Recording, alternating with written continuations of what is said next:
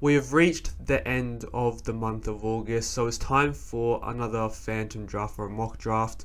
This draft will be the full draft, so I'm doing about 70 picks here. So yeah, it will be split into two videos because I don't want it to drag out for too long. One video is going to be the first round, and the other video will be the rest of the draft. There's some notes that we have to take note of. So picks are based on the ladder position post round 24. So if you're watching this after the first week of finals, then the order's probably changed. So keep that in mind. I'm also assuming that all the clubs will match the academy bids and the father-son bids that they will have available. And I don't have any idea how many list spots each team is going to have at the end of the year. We know that a number of draft picks each team has is dependent on the number of list spots they have open. There will be some clubs that pass towards the end of the draft. That's just because I can't find a fit for them in terms of a player. So I think the draft goes for 5 rounds. Get into the compensation picks now. So I've assumed that band 1 goes to the Eagles for Oscar Allen. Band 1 goes to the Blues for Tom De Koning. Band 2 goes to the Bombers for Sam Draper. Band 2 goes to the Blues for Jack Silvani.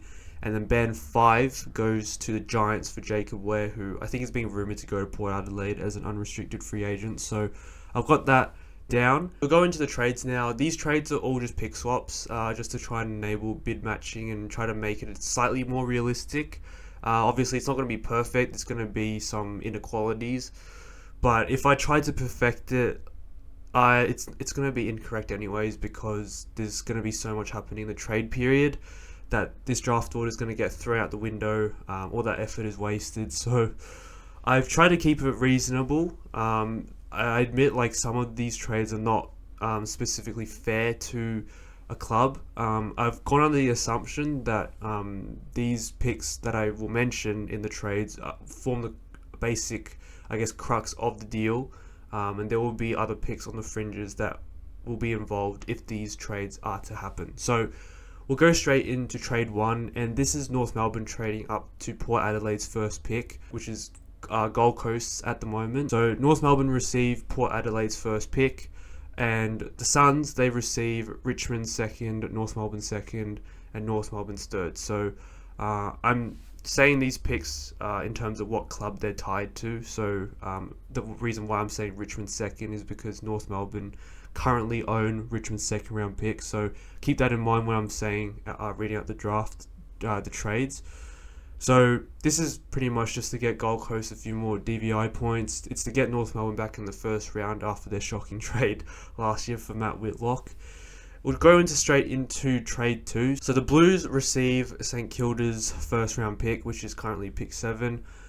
The Saints receive Carlton's Tom De Koning compensation pick, and they also receive Brisbane's second round pick, which is around pick 34. In trade 3, we've got Melbourne trading in to get Gold Coast's first round pick, and Gold Coast receive Melbourne's second, Brisbane's third, Melbourne's fourth.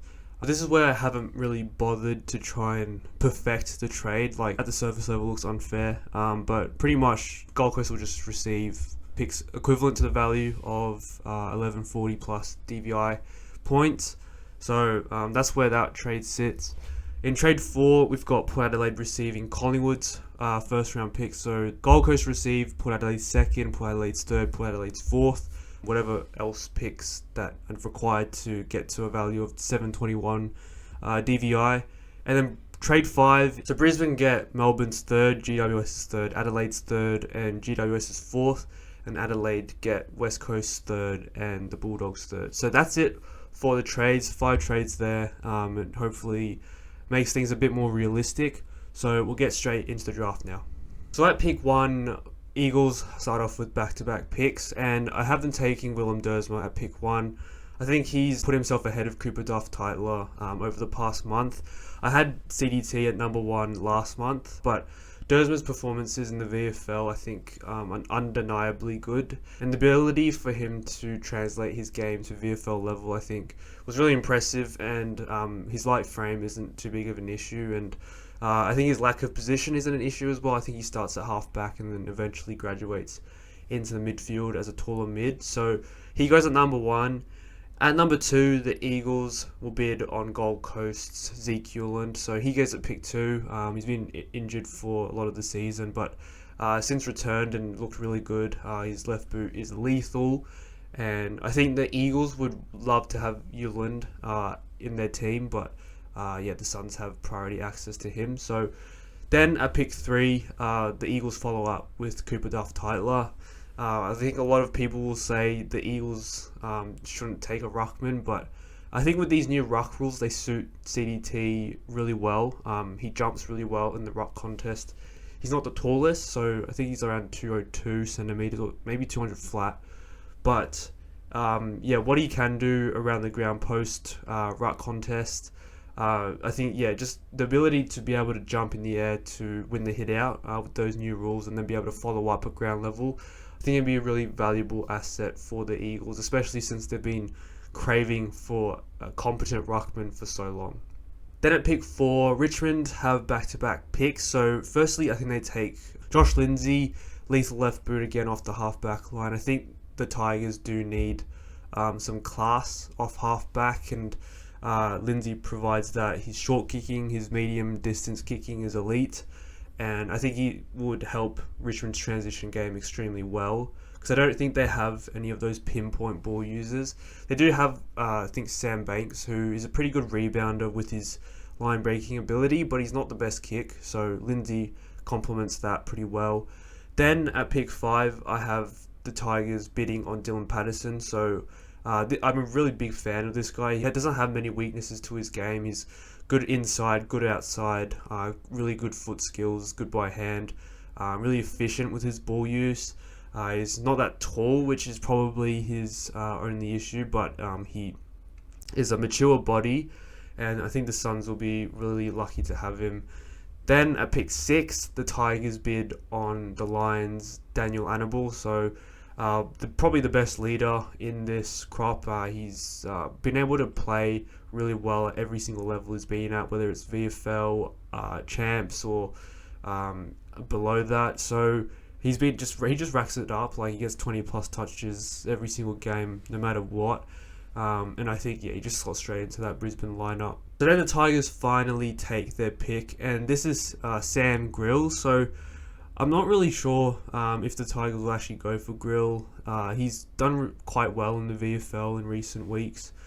He's got that electric speed, and I think he complements that midfield group at the Tigers. Some might say this is a bit of a reach, but I really like Grill's ability to get from inside to outside.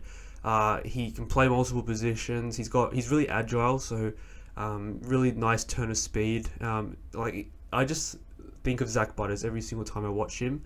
And considering the Tigers' current future midfield, consisting of Josh Smiley, Sam Lawler, maybe Taj Houghton, but he's more of that forward half dynamic inside 50 player. I think Sam Grill would complement them really well with his elite top speed. Smiley being that big inside bull, Lawler being that X factor who's not exactly electric with his speed.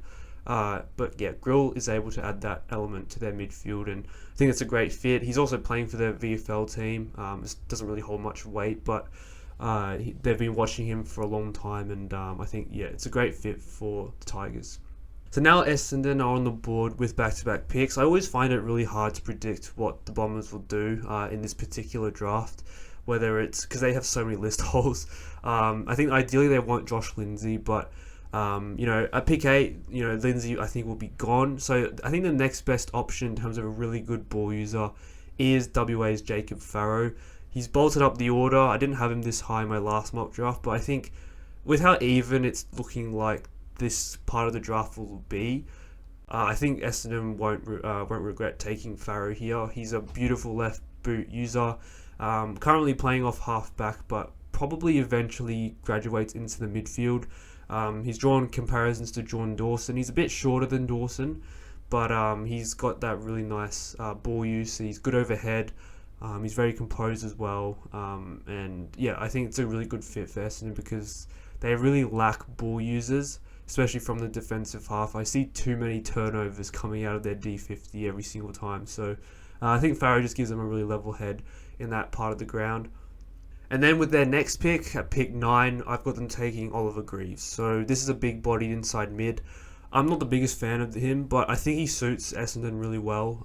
They've got Will Setterfield maybe departing the club. I don't think he has a contract at the moment, and maybe the Bombers are considering Greaves. Then I guess if they don't get Greaves, then they might re-sign Setterfield. But he's that first possession inside mid, huge body.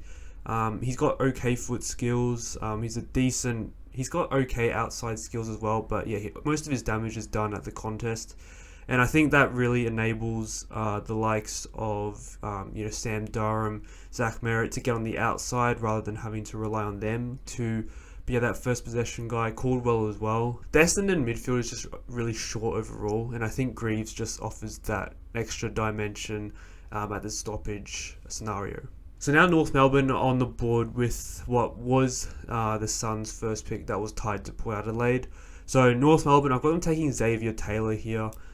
Taylor has been rock solid all season. He's probably been quite underrated because he doesn't do much of the sexy stuff. He's not like a Luke Trainer from last year who, had a really lovely boot and was like the perfect size for a modern day key defender, or even the Taru who has that elite athletic ability.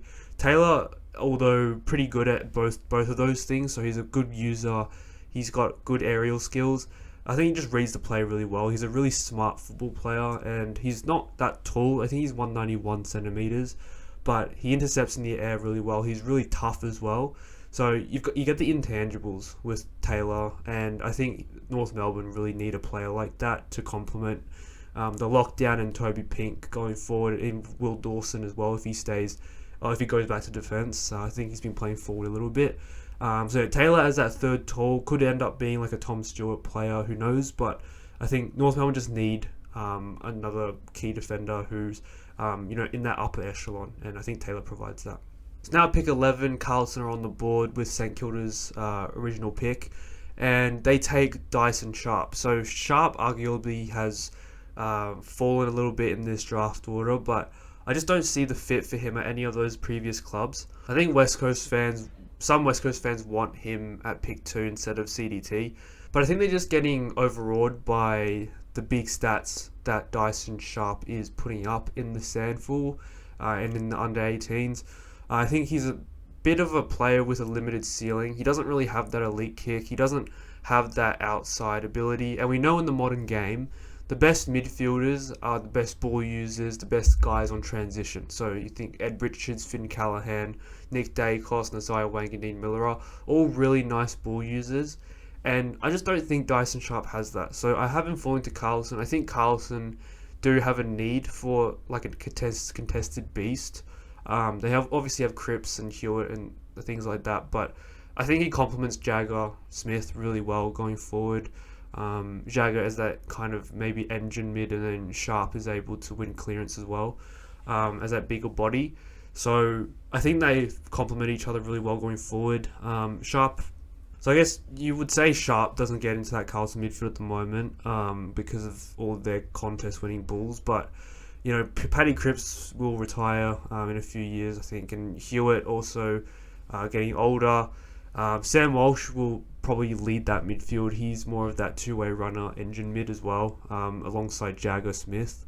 And then Dyson Sharp, I think, complements them really well. So we'll move on to pick 12, and this is in the hands of Hawthorn. I've got them taking Mitch Marsh. So he is kind of a third tall, second tall type forward. He's got really nice hands. He's really dexterous. He's really highly skilled. And I think he's one of the biggest risers of this crop. And he's shown in the under-18s championships that he can hit the scoreboard. He's really, really, really high impact. So he gets the ball, and it almost always turns into a score. And might say Hawthorn have plenty of tall forwards, but Gunston is getting towards the end of his career. I think he has at most 2 more years left in him, and Mitch Marsh, once Gunston is retired, slots straight into that third tall marking role. He's got good ground level stuff as well. He's able to pick the ball up and use it quite well. So yeah, I think it's just a perfect Gunston replacement for Hawthorn. And now St Kilda on the board with pick 13. I've got the bidding on Carlton's Harry Dean. I think Harry Dean would be able to help St Kilda as well as a key defender. St Kilda have a lot of undersized third tools, and they don't really have a guy who can lock away a player at centre half back. He could probably be a long-term successor to Callum Wilkie, but he's super tough in the air and obviously able to be defensively accountable as well. But yeah, Carlton come in with the bid. And that leaves St Kilda taking Jevon Phillipou. So this is the brother of Mateus. I think Jevon offers St Kilda a really unique midfielder to what they have right now. So we have Mateus Phillipou as that big-bodied mid. Nazaya is just everything. But we can't put all our eggs in his basket. I think we do need another agile type mid.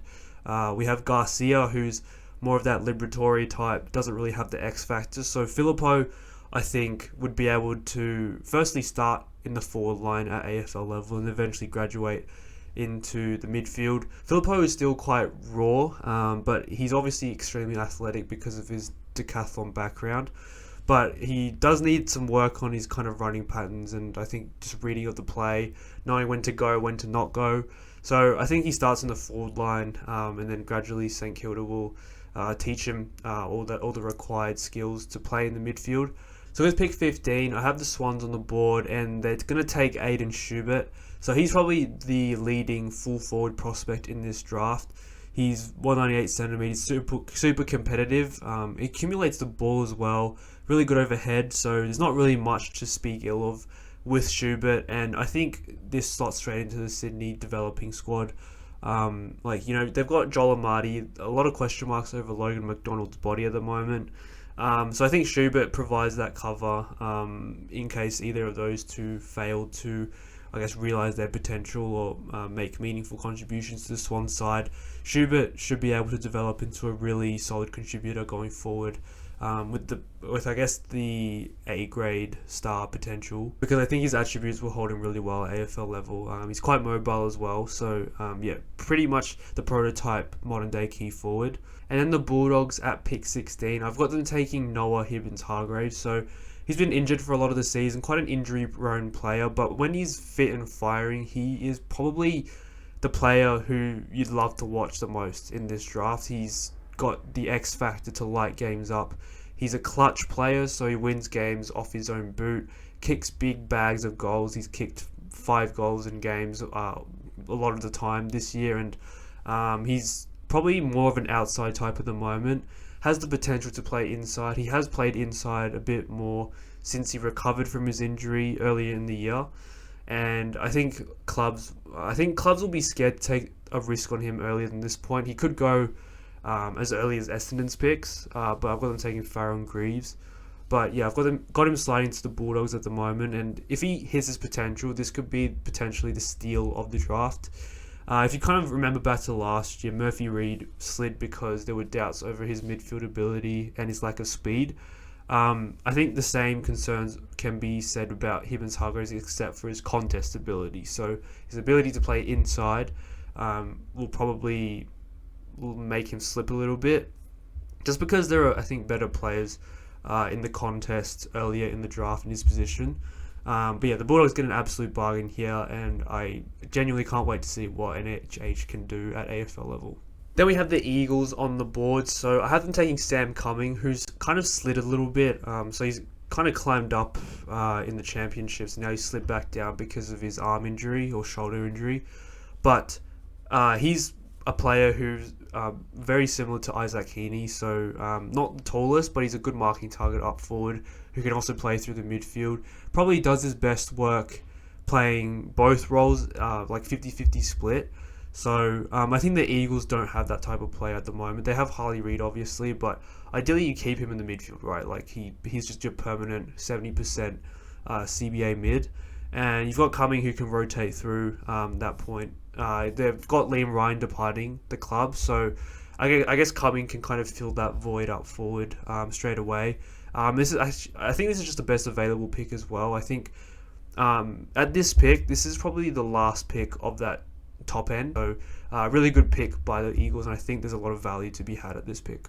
We'll move on to pick 18, and this is the pick that Melbourne traded in for that was tied to Gold Coast. So I've got them taking Fred Rodriguez. He's slid a little bit in the draft this year just because of some underwhelming WA performances, but I think he still led them really well. He's a good leader. He's a clearance winner, kicks on both feet, and I think he just suits the Melbourne midfield so well. I think I had him going to the Melbourne Demons last draft as well because I just think the fit is perfect. He's a player who can kind of play multiple different roles inside the centre square. So whether that's the engine mid, whether that's kind of the forward half striker, or even sweeper, he's probably quite accountable as well. Runs both ways.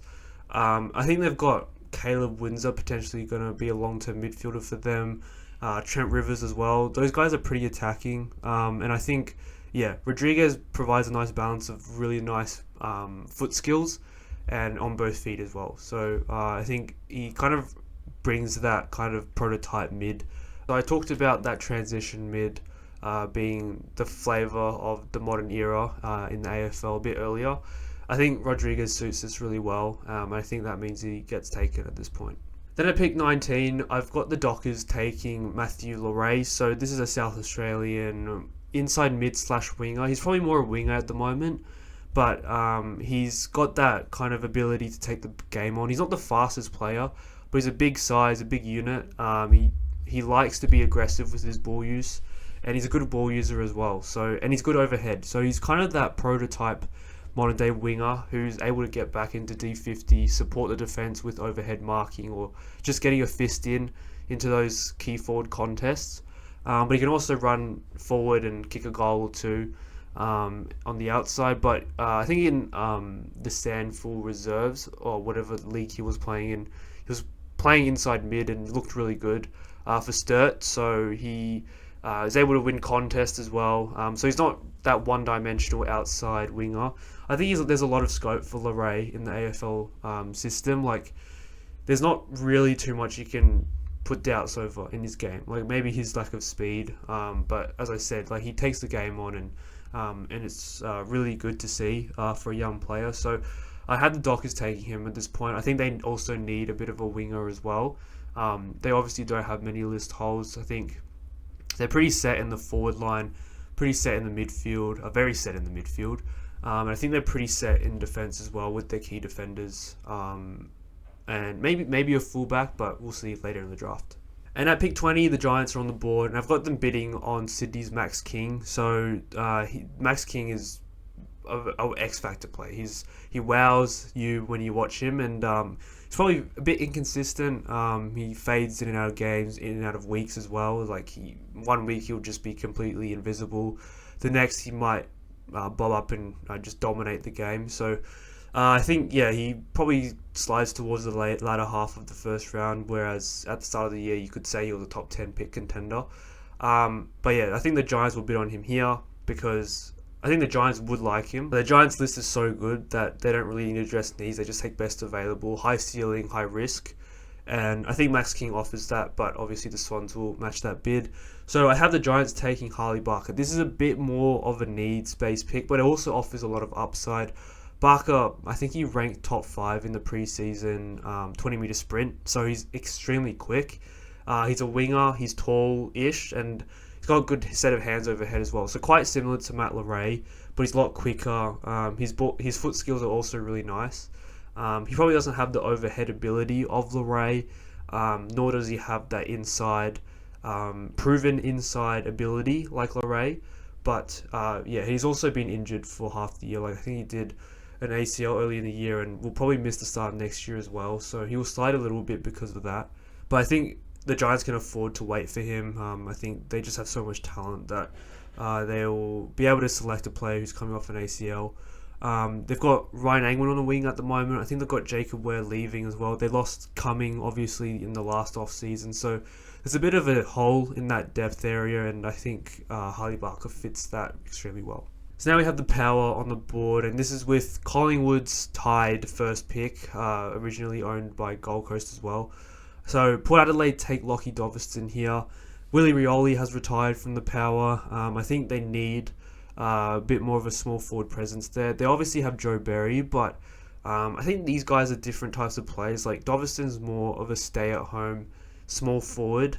He's not that quick, but he's got insane footy IQ. He knows where the ball's going to drop every time at the pack, and he's able to rove it really well and get it on his boot really quickly. Berry, I think, is more of that high half forward, so he'll get up the ground. So I don't think he can kind of be that replacement for Willie Rioli. And Doveston is probably the like for like there. So he's probably also just one of the best available options here as well. So I think it fits the Port Adelaide kind of description really well here.